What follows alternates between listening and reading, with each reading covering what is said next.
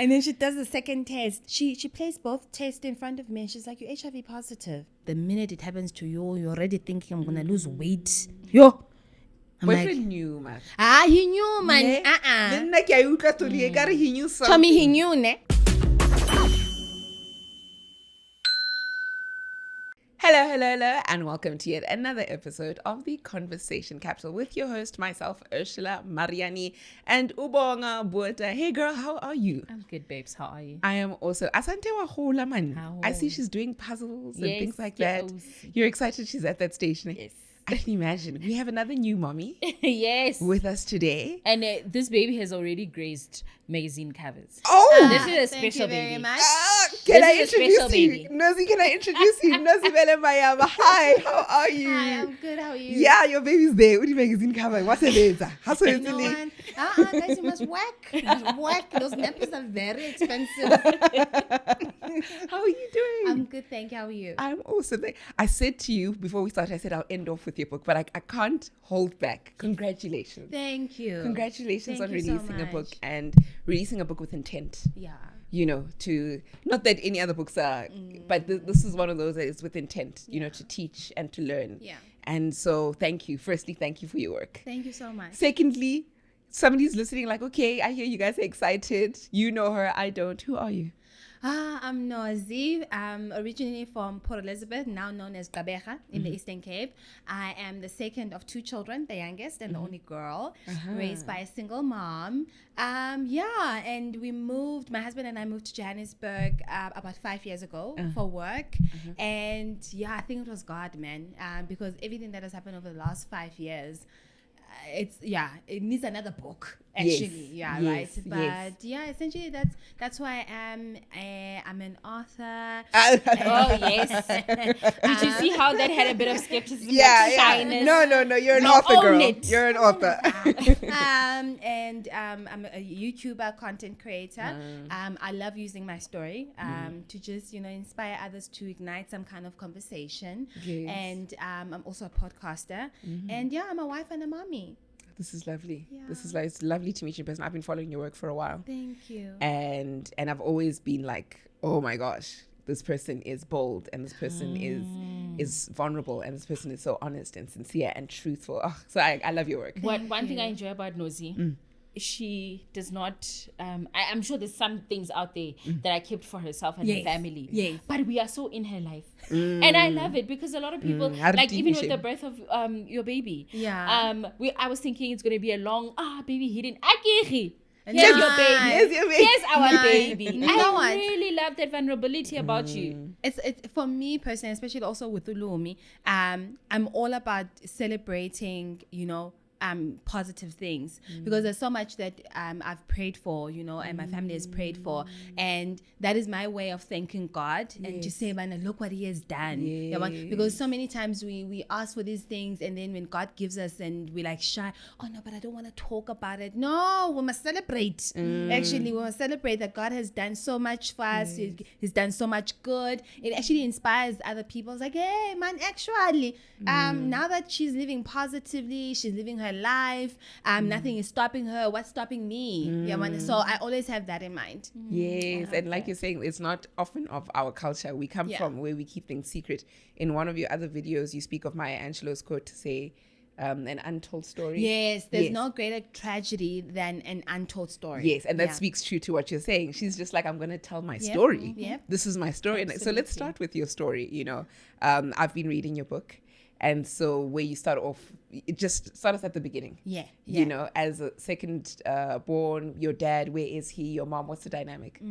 As I said, I'm the second born, raised by a single mom. So the story follows my mom, who was born in Stigma, which is about 50 kilometers away from Queenstown.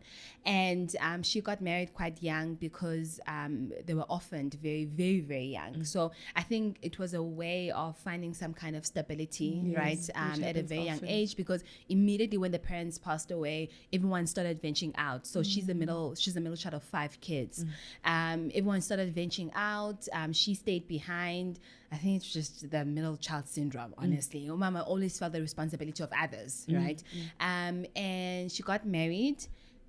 she thought, it was the fairy tale that she always dreamed for herself, but it didn't turn out that way. Because for like a couple of years went by and she was not having children. So it kind of raises some questions. And very much so, traditionally, where we come from, it's often frowned upon, or especially when it comes to women in particular, that if you don't have kids or you're not having kids, then there's something wrong with you, particularly. So could not have children for many years, and then that led to a lot of physical and emotional abuse, not only from the husband but from the rest of the family. The in-laws. So finally she found courage to escape, literally like in the middle of the night.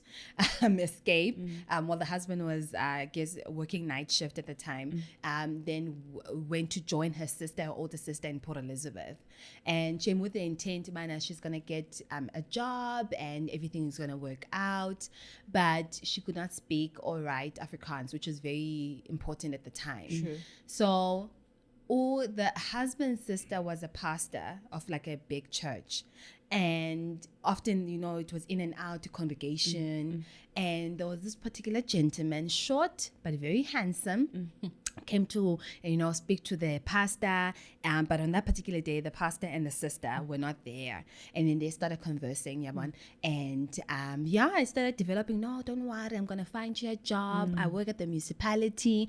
He did find her a job, to give him credit. He did find her a job, but then the job turned into also something else. And they started, being in a relationship. Umama was getting older, because she had my brother at 35 and had me at 42. Wow. Right. And and back in the day, that wasn't a thing. Yeah, no. You're already settled at 35 with 3 kids. For her to have a firstborn at 35, it was quite like, okay. Especially me at 42. That's just unheard of.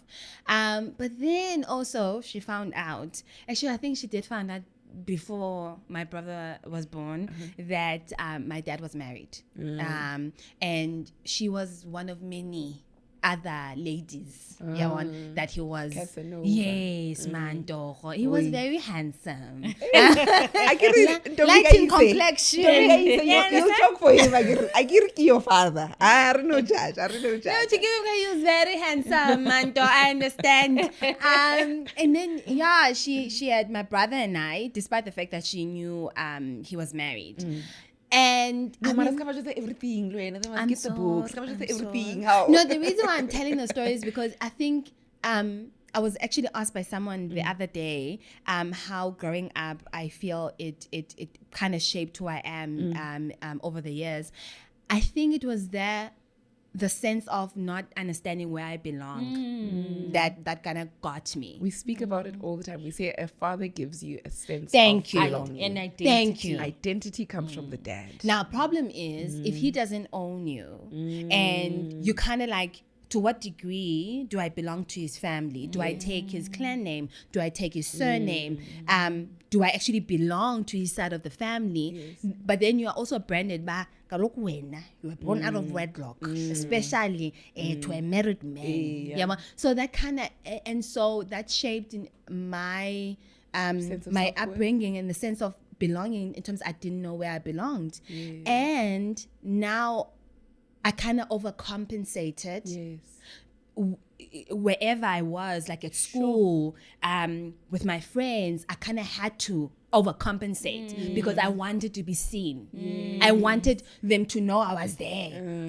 That you could not ignore me because I was ignored. So I struggled with that for quite some time with like a self-esteem issues. Yes. The fact that I'm nobody. That I get that enough at me. home. I get that enough at home. That bothered me a lot. Sure. And it was so complex because even Ukamgana, so it's my mom's first marriage surname. Yes. See, you can't even relate to that surname. And I don't. It's not even your mom's surname. And I don't even know the family. There's so much. Where do we belong? Yes. Where do we actually belong? And maybe we can even speak specifically to South African culture. Yeah. In South African culture, your identity can daddy. Yeah. You know what I mean? Yeah. And if you're deeply like traditional, there's certain customs when Thank you reach a you. particular age. Yep. Yes. Where do I go? Yep. You know? Yep. Yes. Yeah. So And coming from the Eastern Cape, it I backed think me a even lot. more. It backed me, and obviously there's also some kind of competition, within the siblings, the ones that were born, within the marriage, even the ones that were not. But then there's a hierarchy. Absolutely. There's a hierarchy in terms of who your mom is, how educated she is. Yeah, you. Sure. So now we move. You're this person who wants to be seen all the time, and you want to make your voice heard and known. And I know you did a lot of great things. You were traveling overseas. You're one of those people that graduated traveling. Hey, busy. You're out here, kitty Germany, kitty guy, right? Yeah. And so you start dating. How does that impact your dating life? I was always looking for my dad. Ish. I was always looking for my dad. I was looking for that validation, and I was looking for just someone that's gonna tell me, oh, I love you. Yeah, man, I love you. I'm a dad's girl. Like, even though we had that complex relationship, but there was, I just could not remove myself from him. Yes. Even when he did the most, like, dude, what are you doing? Yes. But I just could not remove myself from him. So just because I was not going to get that from him, then let me see where else I can get it from. Yes. Yeah, man. So I'm looking for my dad. I'm looking for a person that resembles him. And yeah, but then also dating came in later because of almost how we grew up. Very Christian family. You don't date, you get married. Yes. And actually, you don't even know the person that you're going to marry until the brother goes to the pastor. And says, "Hi, in my dream when I was praying." How you groomed that way that you are going to get married. A person is going to ask for your hand in marriage in the church. But then as I'm growing, now I'm 21, 22. Everything happened fast. So I went to school quite quickly. I graduated, became the first one in my family, secured a job immediately. By 21, 22, I was already sorted. I already bought my mom a house. Oh, so wow. now I'm thinking, galok. It's time to live my life now. And I've done what I need to do for other people. When I meant like you were adulting on a different level. Yeah, no. 21 your mother house. No, I honestly, because I started working at my dad's supermarket at 12, right, after school and on school holidays. And that kind of continued throughout. Went to, matriculated at 16, went to university, got my first degree at 19. A child star. Yeah, so everything happened really fast. Yeah. And I was like, look, I've already done everything for them. Now it's time to live my life. And then there's this cute guy, at work, saying all the nice things, the life of the party, kind of similar to me, but you can't miss him, in an audience. But I did, when I met him, and I was, listen, I come from a very Christian family, and I'm not going to give it in, and I was a virgin at the time. I'm not going to give it in because I'm waiting for marriage. I'm waiting for my husband. And you know how guys are slick. They start learning your language. You know what I mean? They start learning your language, and then they're able to use the language. All of a sudden, let's pray before we eat. Yeah, you understand that? I know. Yeah, you understand? Right there. Right there. It's like, no, Nozi, the one I've been waiting for. I was like, yes, thank you, Lord. This is it. And I'm going to marry you. I'm just gathering my stuff. Then I start negotiating when I'm praying. But God, these things happen. Umntana doesn't have money. So, to marry me now. But committee. Yeah, I understand. It's a matter of technicality. Yeah, man. So whether I give it in now or late, it doesn't matter. Yeah, man. Then I start thinking about it. Yeah, I'm a fairy tale person, read a lot of books, and back then there was like 50 Shades of Grey. It was very popular, the book at the time. Yes. And I'm like, yes, I think this is it. And and I gave it in. At the time, I'm not thinking about, oh no, you need to protect yourself. I know something like that exists. Yes. I know what HIV is. I know what it is. I know how to protect. I know how one can protect themselves, but not me. Yeah. And if the sense that and I'm not getting... him. He doesn't look sick. And the sense that I'm getting, you are looking at the world in a very naive, innocent type of way. Woman, everything is glorious, you know, world peace. As I'm listening and to you, I'm winning. getting that sense. Everyone is very happy. I've And done healthy, everything good. Yeah, I man, so all the good is deserve gonna come back to me. Yes. Yeah. So I'm thinking to myself, everything is gonna really. I was very naive, Shane. That's the thing, also though. That I often say, you know, when I speak to moms, you know, about their teenagers and all of that, and I say to them, do not, as much as you want to protect them from the world, do not shield them from their realities of what is going on, because I think that's what kind of shot me in the foot. Yeah, Mama shielded me, like literally protected me a lot. That like life was a movie. The movies that you see there, romantic movies, at the end of the day you just walk into the sunset and you live happily ever after. That's what life is. There's no realities. Oh wow. And then we did the deed. The only thing I was worried about is that I don't get pregnant. Because then they're gonna know that I've been very naughty. Isn't that interesting? Yeah, That's your worry. That was my only worry. Yeah. That was my only worry, because then there's evidence with 2 feet. Evidence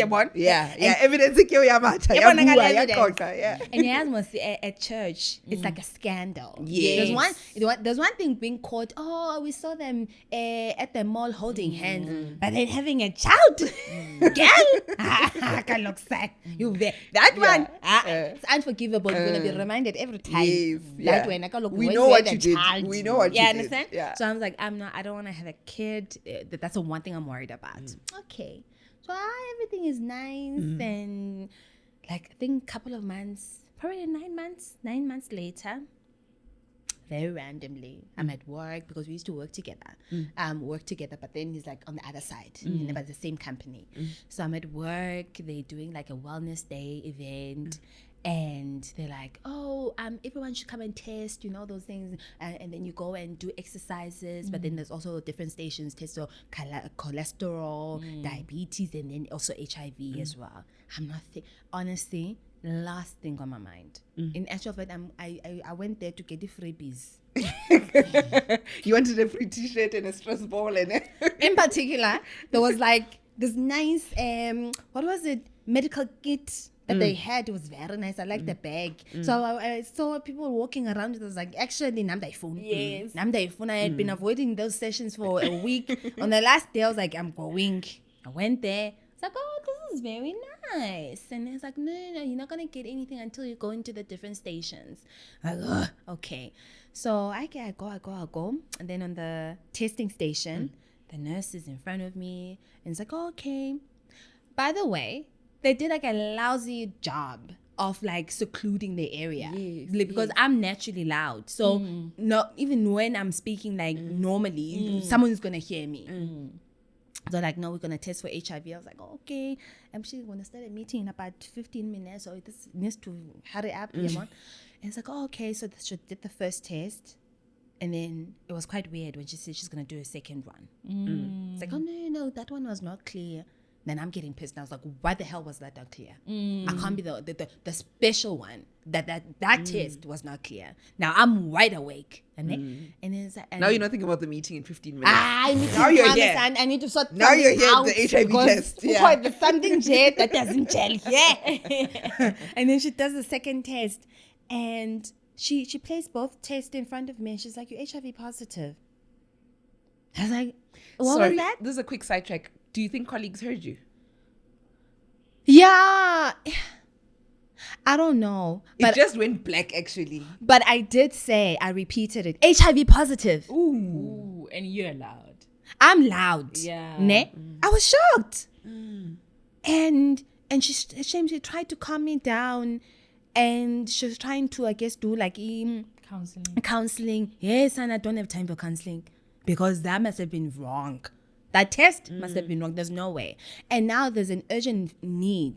Because when she's older, but then there's also an urgent need. But she must know I've not been sleeping around because always you have to prove yourself less association. I've not been sleeping around. I've only been sleeping with one person, and that's the first person and you've I've ever got slept identity with. issues, so now you have to Hey prove. man, I'm like, the test is wrong. Test definitely is wrong. And then I was like, actually, I don't have time. I need to go. I honestly need to go. When I was walking out the room, I tried to maintain the same level of, hype. Hey, bye. But I'm like, what the hell just happened? I called him immediately and I was like, hello. I just came from the Wellness Day event, but I think the HIV positive. And he was quiet. Like, attend. And I'm like, hey, are you hearing what I'm saying? But then also, naturally, I'm an animated person. So I'm thinking it's one of those times where I'm being overly dramatic and he's trying to calm me down. But also at the same time, he's too calm. You understand? He's too calm. So I'm like, okay, clearly I'm not going to get what I need from him. He didn't say anything. So I dropped the call. I was like, I need to go to this meeting. I literally went to the meeting. I don't know what was said in that meeting. I don't know how I actually actually was even in the room. Then, to cut the long story short, and I called him after the meeting. I'm like, hey, can you please go to the Lantuka to the a doctor? We need to get a second opinion. No, I feel like going home. I'm like, hey, we need to go to the second doctor because, this is big. This is huge.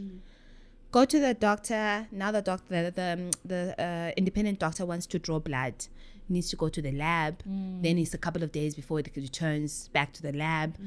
Longest 2 days of my life. Can you imagine? Problem also, he doesn't want to go and fetch the results. Boyfriend? Yes. Boyfriend knew, man. He knew, man. He knew something. Tell me he knew, ne? There's a lot of gaps in that. I'm like, I understand there's shock, but man, now that I recall, there's so many things that you're like, that doesn't make sense.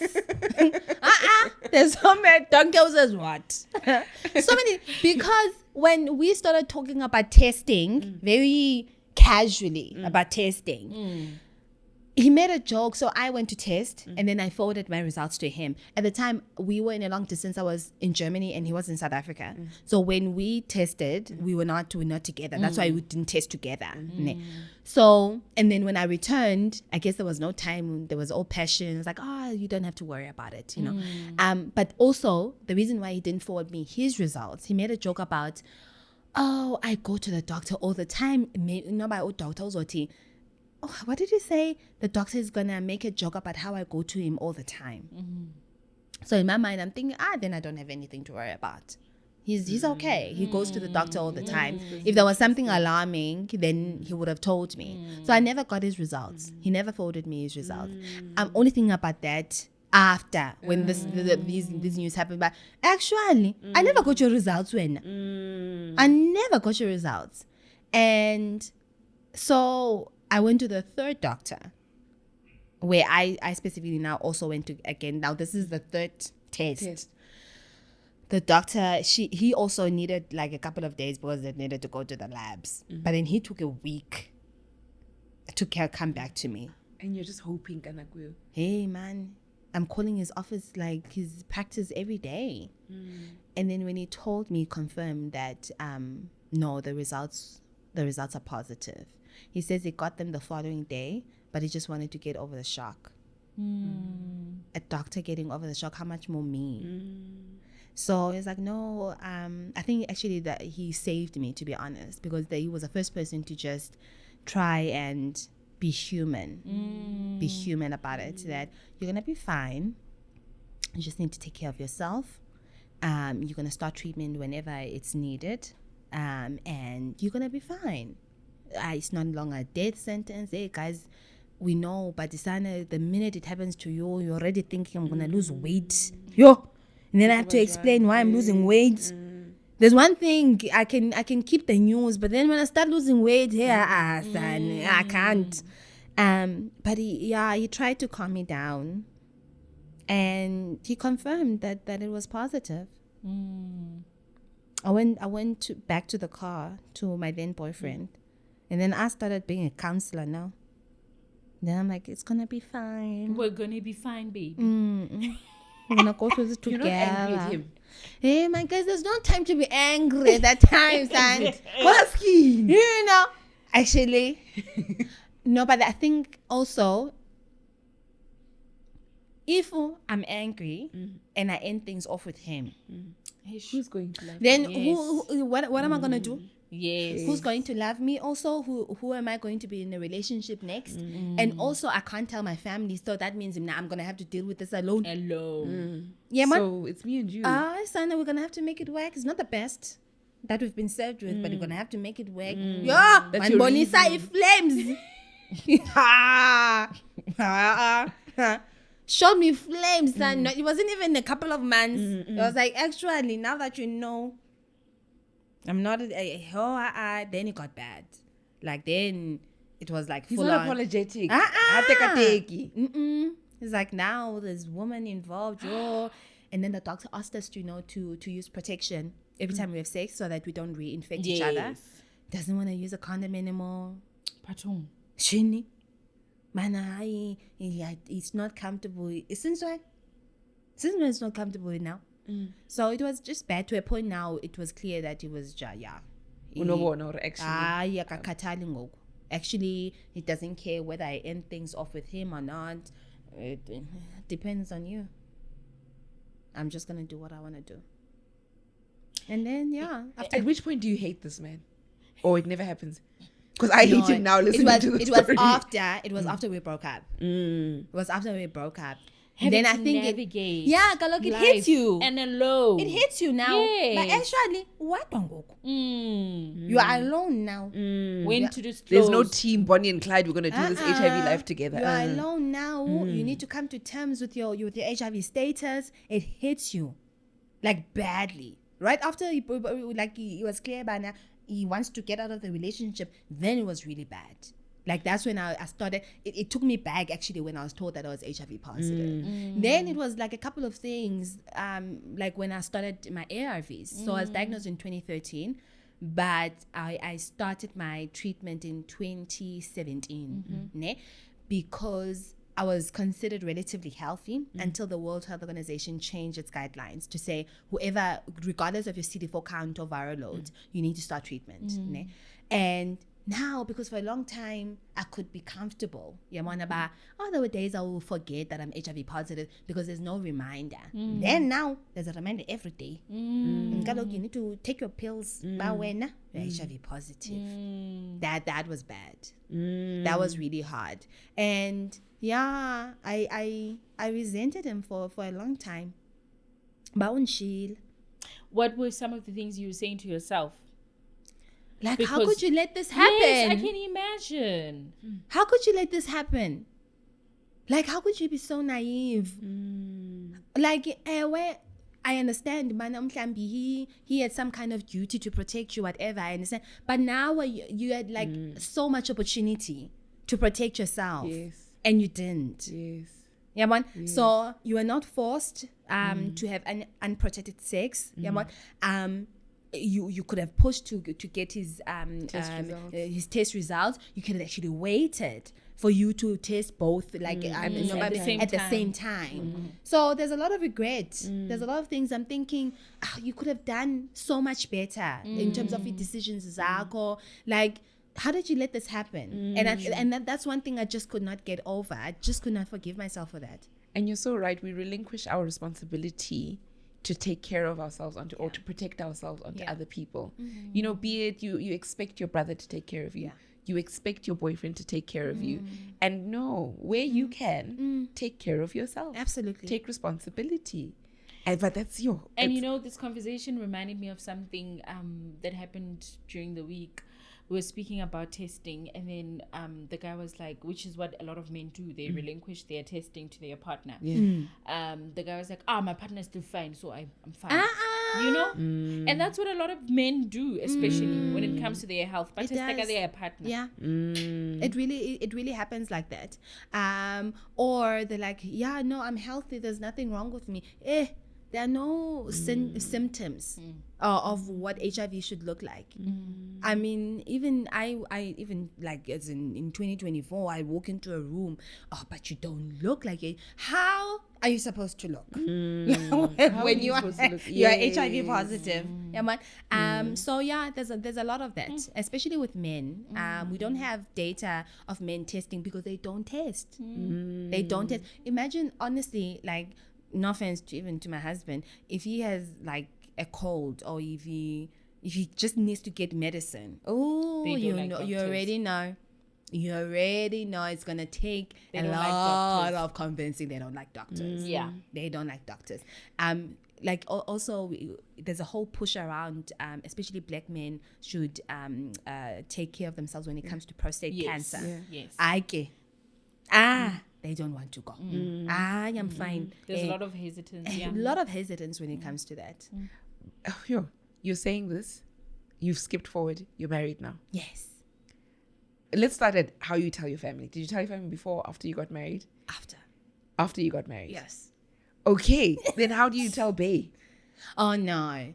So where did you meet Bay? What happened? What was the reaction? What happened? So we met in 2016. So it had been 3 years. So I was still raw, but I was a work in progress. It had been quite a while, but okay, let's see what this journey, Had you how been it's going to dating before him? unfold. No. Okay. How it's going to unfold, because my then boyfriend and I broke up 2014. So you think twice now about dating. Are you gonna tell him you're not gonna tell him? So we met in 2016, April 2016, and we met at the airport. A guy being a guy trying to make conversation. I'm not interested. You asked if I was dating. There was sort of like, hey, a guy, like, but that was like 2.5 months, right? But it wasn't anything, I'm gonna, this is my person. Because once again, you constantly have that thing, but how do you disclose? How do you do this? So hi, do you want to go out for coffee? Oh, now we can go out for coffee. We can chat, but nibambene klandao. So I met to school April 2016, and we started chatting.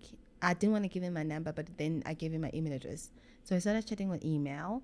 So no, it starts developing. Oh, okay, he's a nice guy. Oh, now I'm feeling things. Okay, now then I need to tell him. But then also it was like kind of like a weapon, but just get it over and done with. I've already prepared myself, but he's not gonna stick around, and it's okay. Like I've already, if I'm not gonna get married or have my own family, it's okay. It's not the most ideal, it's not nice, but it is what it is. So I told him straight out, but can we meet? I'm HIV positive. I was diagnosed 2013. So yeah, this is what happened. It was nice seeing you. It was nice meeting you. Aisha, I've enjoyed chatting to you. And he listened. I think the one thing, and I'll constantly say this, like, for the longest time, sometimes when you tell someone something, even though they don't intend to react, you react. Even if you don't say anything, your body language, your facial expression says more than you actually say with your mouth. And I was looking for that, but immediately when I tell him what is he going to say, he did not flinch one bit. Like, he did not change his facial expression from start to finish. He must be good at body language, because that's the only thing that explains it, right? And he's still afterwards like, okay, would you like to still go out for lunch? And I'm like, yes, I'm actually very hungry. And then we went out for lunch, and we dated for about 3 years, got married 2019. And wait, backtrack. Yes. Was it 2.5 months? Did you tell him? No. Okay. For 2.5 months. Yeah. And we didn't we weren't sexual or anything like that. We weren't sexual. I didn't tell him. Yes. My husband was the first person I told. Wow. First person I disclosed to. Sure. And I was taking a chance. I was like, if it is, I mean, I think when things are supposed to happen in a certain way, they're gonna happen that way. Because I honestly don't know what really pushed me, but I must disclose to school. And if he goes, he goes. If he doesn't, oh, that's great. That's true, because you could have just blocked him as a defense mechanism. Yeah, understand? Yes. That's so true, yeah. If it's meant to happen a certain, it will happen that way. Yeah, sure. So yeah, we got married 2019. We've been married for 5 years. I only told. So there was though a discussion run about our lobola, a period. Where I'm like, hey, do you tell your family? Because I don't know. I've never been married. I don't know how these things go. You know how lobola negotiations can get hectic. How educated is she? How many kids does she have? Does she have any underlying sicknesses? I don't know. So can you guide me? What does your family expect? And I was like, I don't understand what you're asking me. Like, it will be very weird if I had to go to my uncle and start saying, hey, by the way, my wife to be is HIV positive. That would be really weird. And then so it was never an issue. It was only when I wanted now to use my story. I felt the need to use my story. Hey man, there's a lot of people that are probably facing something similar, and they don't know where to turn to.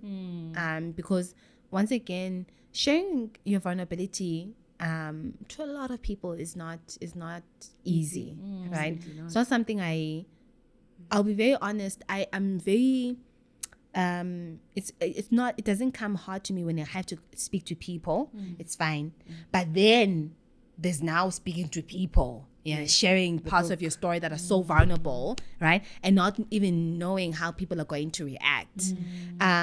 So I wanted people to find just parts of themselves in the story, have some kind of reassurance that, hey, it's going to be okay.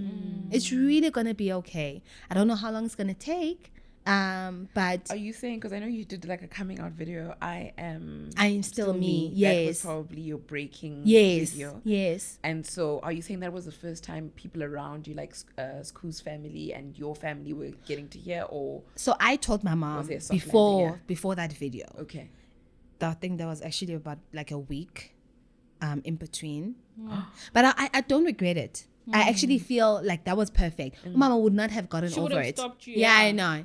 She would have stopped me. She would have She would have taken longer also to get used to the news. Immediately, I told her this week, next week, I came out with "I'm Still Me," and that was hard. That was a hard period, because then she gets calls from like distant, the LTZ. Oh, there was this one really bad one. So like it had been a couple of months after the "I'm Still Me" video. But then this time, Sasi, we were in PE. We were visiting PE, and it happened that when this cousin of hers called, we were there, and I heard her. She was like, "How could Nozi do this? Lihlazo, this is a shame." And I literally saw her shrinking. Your mom? Yes. And I like literally someone, like you can see the blood literally draining from her. And I really felt bad. I really honestly felt bad, because umama mdala, uyabona was 70, in her 70s at the time. You know how they reputation yabo is very important to them. How they seen at church. She's very important. Nothing happens at church that she doesn't know. She holds a very important role. And then Mdanako is HIV positive. Yeah, and public. Sure, and this thing, we already, like you were saying, it's related to promiscuity and so forth. That was your first. Exactly. But unfortunately, that's not how people, not that people should think about it in any type of way. No, but realistically, yeah. That's what they're going to think. Yeah. But no, multiple partners. But I continued to, I think that it was also a learning opportunity, because for a long time also she thought I had infected school. Oh, okay. So it was also a learning opportunity to make her understand how these things work. And but I still went ahead and I respect her. I respect her to this day. I respected her pain. I respected how it's going to take longer for her to come to terms, you know, with my story, because I've had a couple of years. That's one of the things that my brother kept on reminding me, that at least be fair, because she's being introduced to the story for the first time. You've already gone through your own journey, right? So be fair on that respect. That's good advice from your brother. Absolutely. And I absolutely understood, but I was not going to stop. And thank goodness I didn't stop, because literally, there's something, or when a child, you're going to, that process of a child stopping breastfeeding, it's both hard on the mom and the child, but it's a process that needs to happen. So it literally brought me back to that, but and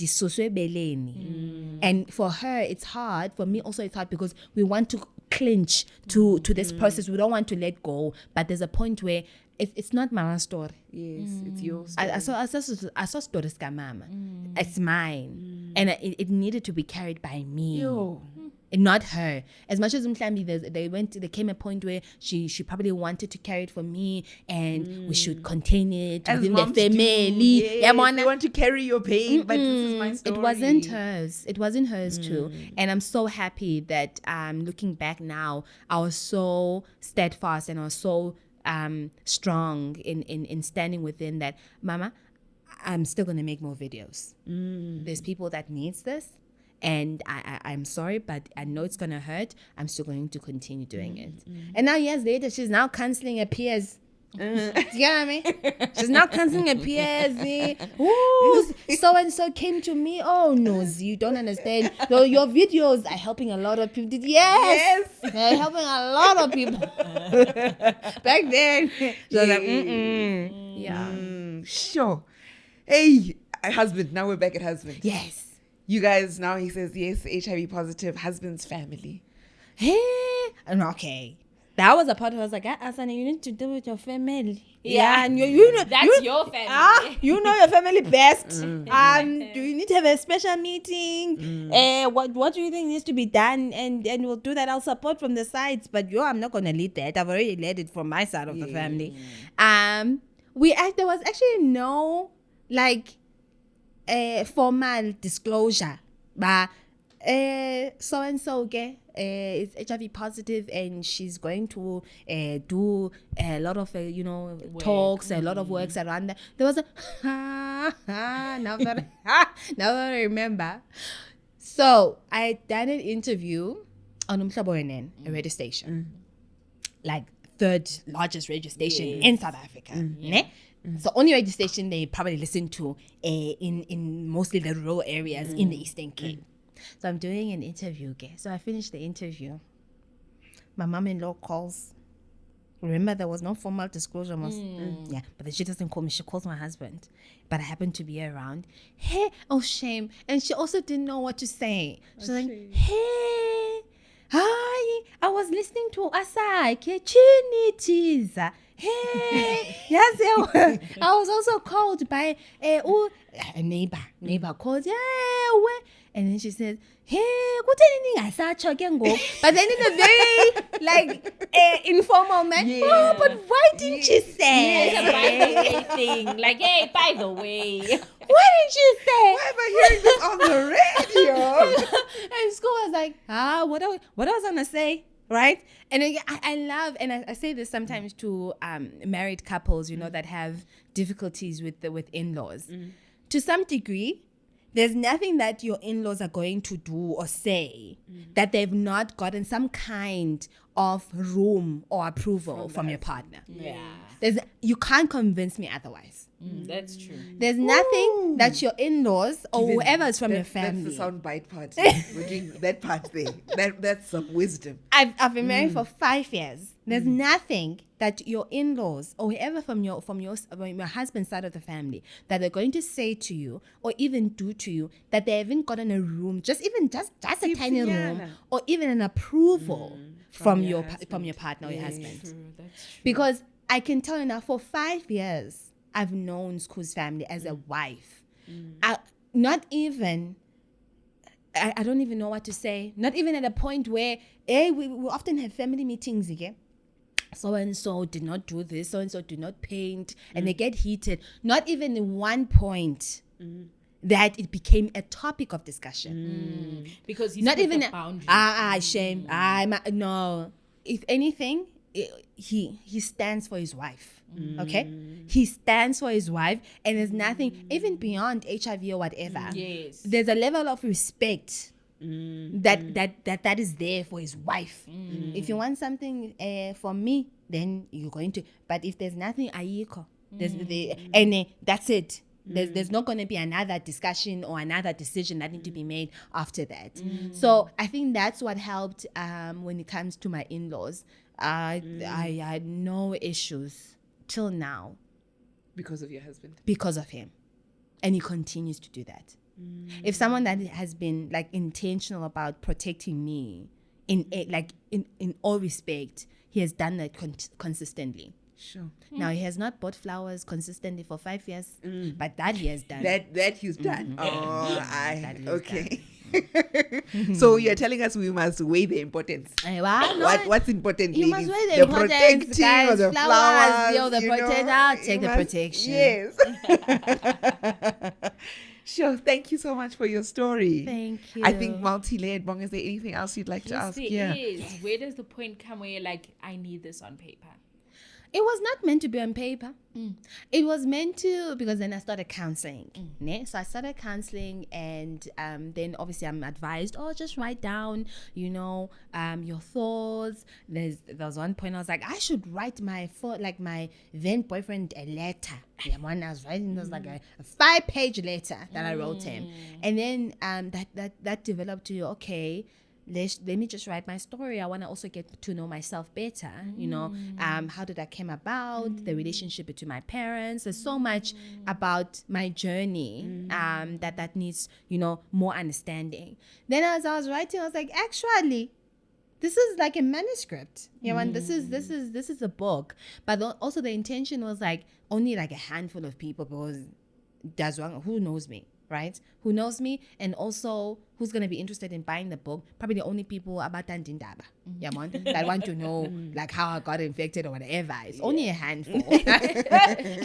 Then I published it, and even from when I started the videos and whatever, and to see like some of the interest also, and I think the aha moment for me was people coming out to me and me getting shocked, because I was like, man, we've been on this journey together, close friends, people I know. I'm so happy that you're coming out, because that I'm traveling the same journey. And I did not know.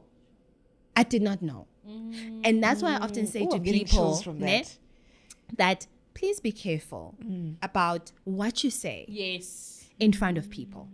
You just don't know. And especially like, for example, people that come to me like, so my so-and-so, my sister, my brother, I found like a pill, by mistake on and I see Banazi ARVs. Like, I don't understand why they won't disclose to me. And sorry to tell another short story. No, please do. So my mom, before I'd even disclosed, she found my ARVs. So I used to work for an NGO, right? So we used to also do HIV interventions. But this particular one, it was my ARVs. So, and in my mind, I'm thinking, nah, man, you know how mothers are again. There's no privacy. It's her house. It's her room, even though there's your stuff in the room. So when she cleans, that's another story for another day. Even though she cleans, she's going to clean also your room. And so I'm thinking to myself, Mama is not going to go through it. So I'd carelessly put them on top of the dressing table. It's in a packet. Then I think the previous night, when I was taking one pill, it fell. Then I was like, I'm too lazy to get under the bed, right? So I'm going to take another one. I forgot. Following day, she calls me, and Nozi, I saw a pill. Mom used to work for a hospital, TB hospital. By virtue of that, she also used to work with HIV patients. No, see, I saw a pill that was pink and it's inkulu and it's written H on top of the what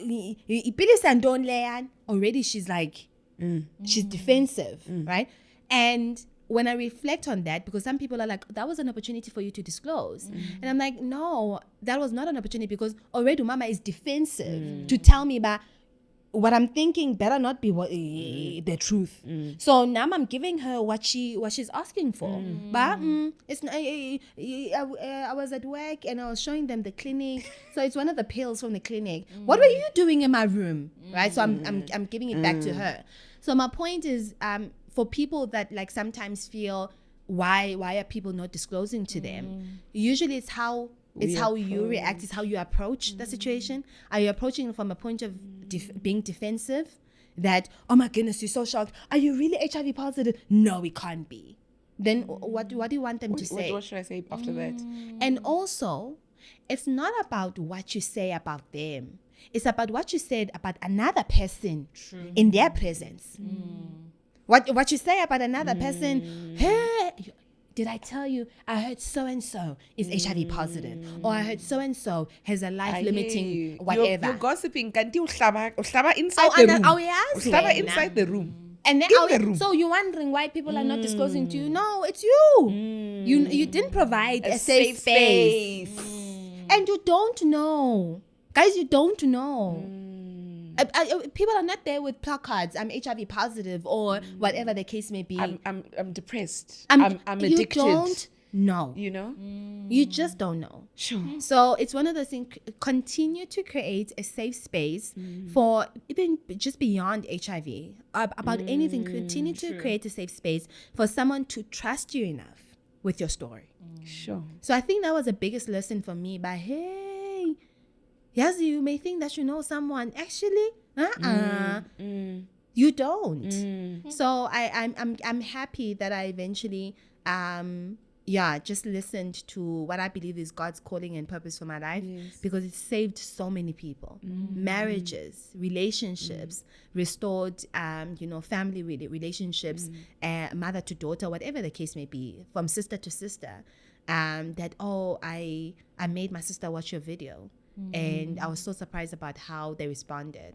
I made my mom watch your video. So is there any moment where you reached out to X? No. Really? No. They say no is a full sentence. Exactly. Let me move on to the next question. No. Let me explain. No, I did not. At first, I felt like there was no opportunity to do so, in the way, because of the way that we broke up, right? There was no like trying to go back, there was no going back at first. And then over time, then I'm like, hey, actually, he's not coming back, Lona. And there's no kind of remorse that he's feeling about this whole thing. Yeah. Then that kind of made me angry. But there was some shame, a level of respect that I had. I was like, you know what? I'm not going to go back and beg for what is not there. And I'm so grateful for that, because I'm looking back. One, I wouldn't have taken responsibility of my part in the whole story of how I could have protected myself. And secondly, I feel like he would have taken some kind of ownership over my journey of healing. That now right, because I said sorry. Actually, no. So thank goodness you did not force yourself to come back or make some kind of contact. And do you think it's gotten to his ears that you're without a doubt he's alive? Oh no, he is. Oh no, he's alive. Because he sounds like an irresponsible person. No, he sounds like an irresponsible person. He's very much alive, and I'm sure he got caught of the story. Without a doubt. Yes, but I saw he will never. Also, I'll never. No, I'll technicalities. I know I said that I wasn't going to ask you another way, but technicalities. Can you charge somebody for like attempted murder of sorts? Yes. But there's a couple of things that you need to prove. I think there's only about 2 cases in South Africa that have been successfully proven, and the person has been convicted of infecting another person, because South Africa does not have HIV laws. So they use existing laws such as attempting murder, assault, and stuff like that to charge a person. Firstly, you need to prove that they knew their status, and secondly, you were HIV positive. The other thing, you need to prove that you did not voluntarily participate in unprotected sex, which I did. Like I volunteered, like I did not protect myself. So that was out of the window. There was another one that now. Oh, also you need to prove that you were HIV negative at the time of the encounter, which I could have proven with my HIV results. But because of the other one that, but also you didn't, you had the responsibility that you did not protect yourself. So those are a few things that you need to prove. That's a bit of a weird one. It is. Different with minors or with like people who are HIV positive breastfeeding. Yes. That one is different. If like you for example, now that I just got Olomi, if I know that I'm HIV positive, but I continue to not take my ARVs, I did not have an undetectable viral load, but I continue to breastfeed, infect then I could be charged. That because it's a minor, also it's a child, it's a baby. Or I knew that I was HIV positive, I did not attend like prenatal classes or take care of myself, and then at birth, the child got infected, I could be charged. Sure, with this one, it's a bit, interesting. it's very, and also there's so much you need to prove, man, because also it's 2 people. So it's like also your word against his, because he could have in turn said, but I did tell her. How do we prove? So I prove anjani. How that's really interesting. I told her, we had a conversation. It was not on email, it was just the 2 of us having dinner, but I'm HIV positive, and she said it was fine. Yes, it was fine. And or she when we were having sex, it got hot, and she said it's so many, it's very hard to prove and to win such. It was just a side thought that I had. You have a child now; these are things people can see on your page and things like that. So we won't necessarily rehash. Do you want another child, or was it difficult? Were you nervous while pregnant? Definitely. So we had been trying for about a couple of years, and nothing was happening, and then that was like, oh, okay. So what's going on? And the doctors were like, no, everything is fine. Or also, not to start a story now, but 9 months after I found out my HIV status, I carelessly got pregnant and I terminated immediately. With X? With X. Okay. He didn't know. I didn't tell him even after we broke up, right? And I terminated. And then when now we struggled, or didn't know why we were not getting pregnant. There was a level of is this revenge? Lord, please forgive me. So there was definitely that. I was nervous.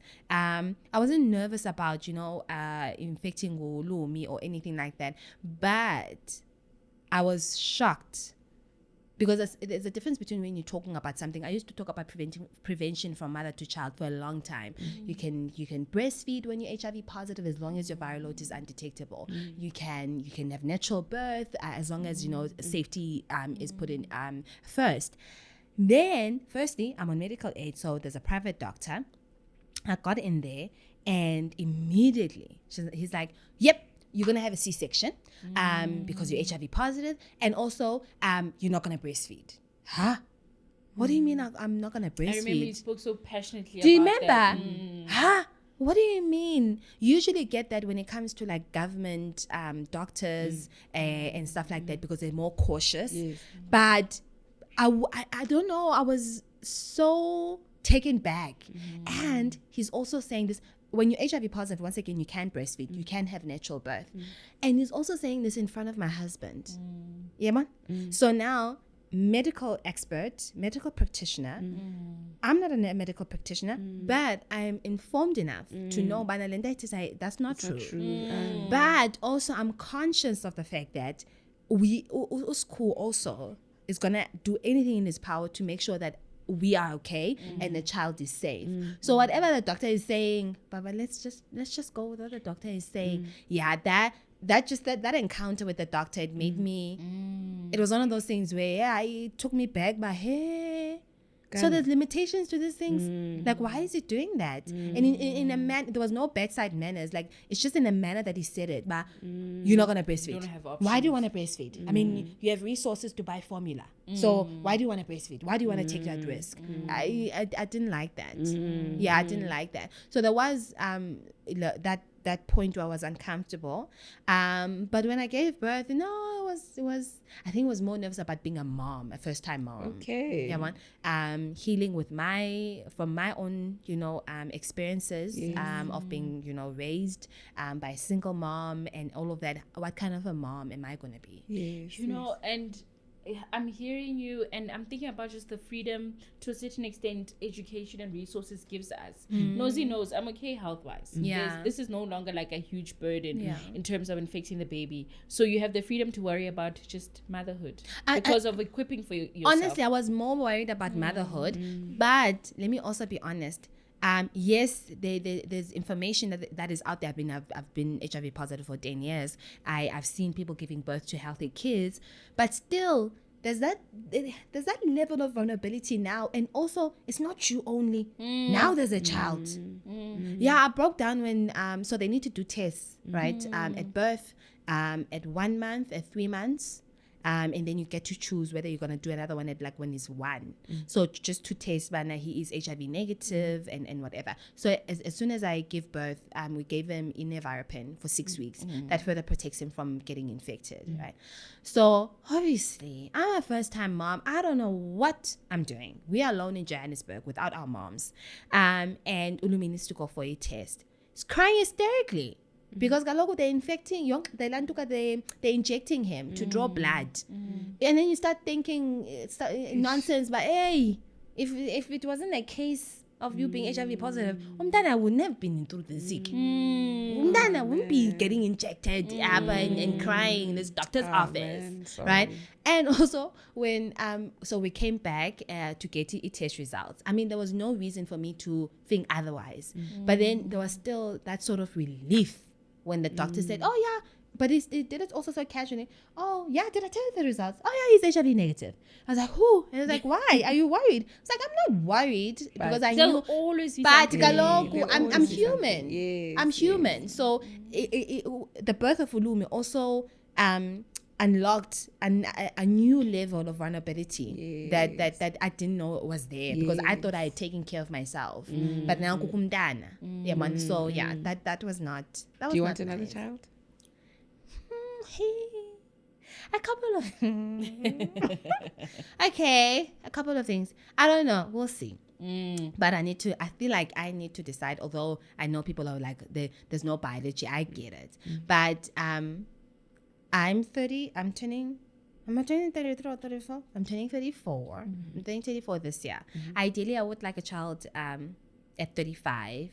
But then that means like in the next year or so. Yes. And Lumi is only like 11 months. 2 under 2, baby. But also, my husband is like, no, I'm going to school. 47. School feels exposed. You should see his face. I also don't want school to have a kid over 50.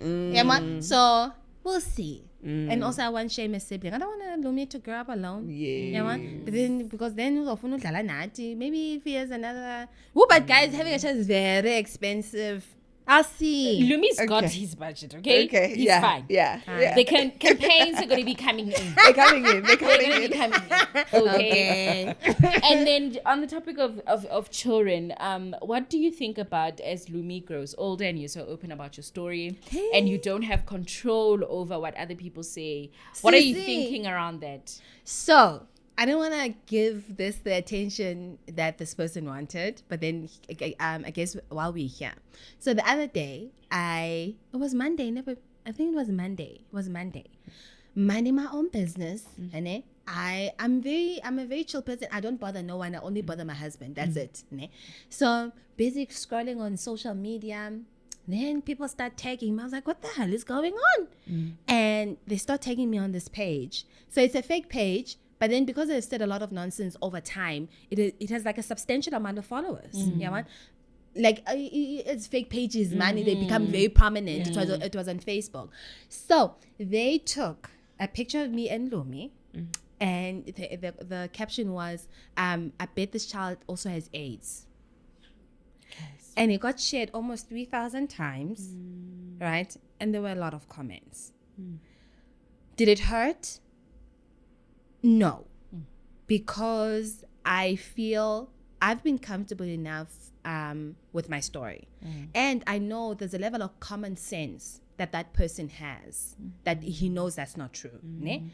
But it's how he knew what to use to get people talking. He knew how to, there's a part of the HIV and AIDS that he knew, if I use this with Unozi and Ulumi, it's going to get people talking and it's going to trend, right? And secondly though, it made me think also, hey, I've opened up Ulumi to my story, which was not necessarily his story. Yeah, but so there's also a level of responsibility that I now started to think about.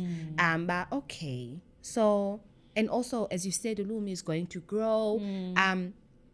But also, there's no way at any point am I going to allow someone to dictate how I tell my story. And I'm not going to give people the satisfaction of thinking they're going to use such things to hurt me or my family.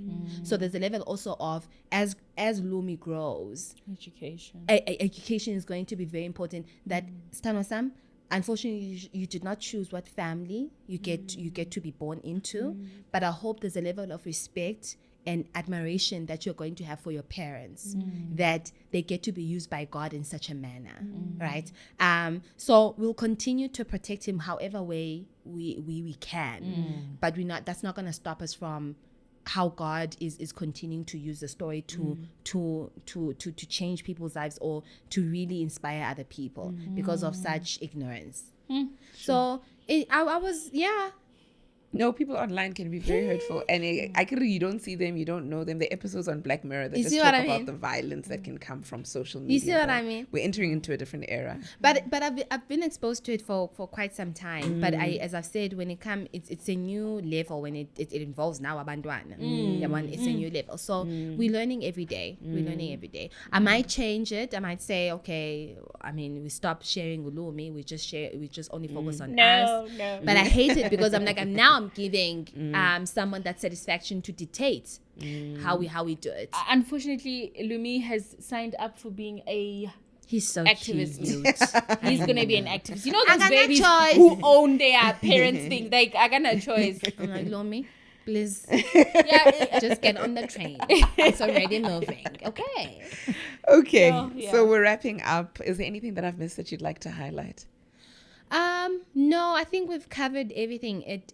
I think I would like to just pick up from where I was saying, you know, you never know who's going through the same journey. And I think by me sharing the story also, once again, is to tell people it's going to be okay. I mean, it's physically, there are no changes that you're going to experience per se. If you take your ARVs, you're going to be healthy. It's the mental part that could mess you out.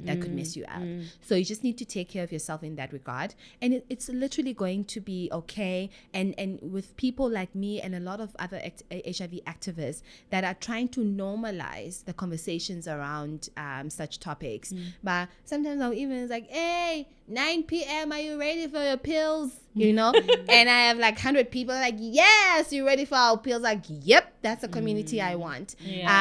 Or me going out and saying, but I don't want to take my pills, because we also experience pill fatigue. Right. Pill fatigue, can you imagine fatigue. Right? Can you imagine taking pills every day of your life? There are some points like, I don't want to take them, or I'll see like I have 2 left. And I'm like, oh gosh, then that means I have to go to the pharmacy to get another pack. But thank goodness I also have a good support system. School will be like, do you want me to go and take your pills? Like, yes, can you please go and take my pill? So you just need to take care of yourself. Us normalizing such conversations is very important. And yeah, nothing has changed about you. You're going to start your own family. You're going to have kids. If you want to have 5, you're going to have 5. You know what I mean? So nothing is going to change. Thank you. Thank you. Thank you for your vulnerability. I know that you didn't start here. You've got your own platform. But thank you for starting. Thank you. You know, thank you so much for starting. And please buy the book. Yes. Please buy the book. Okay? It's available at exclusive stores and like national stores, national bookstores all over. You can also buy it online. I'm going to forward the online link. Okay. We'll have it. Yeah. There's so many book launches that we're also having around Gauteng. I think we have about 4 events or so that we're doing. So please come through. I would love to take a picture with you and sign your book. Thank you. Don't disappoint. Thank you. Don't But disappoint. it's like Vanessa's episode, her book sold out. Yes. We had Vanessa who came to speak on public speaking. They sold out, and then people started saying, "Hey, where's my book? Where's my book?" And she's like, "I'm reprinting. Wait." Yes. Yeah, Please, let's do that. That's what we're gonna do. That's what TCC so many does. reprints. Lumi needs a lot of nappies and a lot of milk. Do it for Lumi. So if you don't want to do it for me, do it for Lumi. Thank you so much. That was today's episode of The Conversation Capital. We talked about, social media, online bullying and stuff like that. And I trust you guys as TCC community to share love in the comment section. So continue to share love, continue to buy the books, and continue just to be a community that we can be proud of. Thank you so much. Don't forget to like, share, and subscribe. For now, though, goodbye and God bless.